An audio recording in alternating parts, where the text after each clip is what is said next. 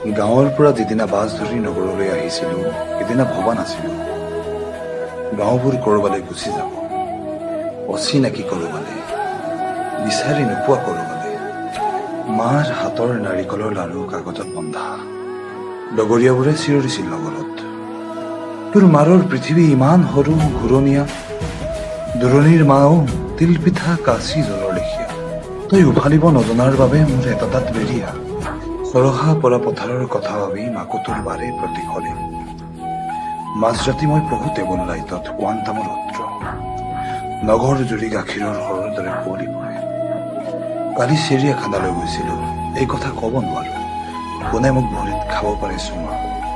কামাখ্যালৈ গৈছিলো, ঈশ্বৰৰ দৰ্শনত সস্তীয়াকেইটাক বিশ্বাস কৰো জানো। প্লেনেটৰিয়ামত আমাৰ চোতালৰ তৰাবিলাকে চিনি নাপালে মোক, পপীয়া তৰা নাহি লৰি আকাশ আছিল বোমা, ইটো ৰূপীন নাম্বাৰ।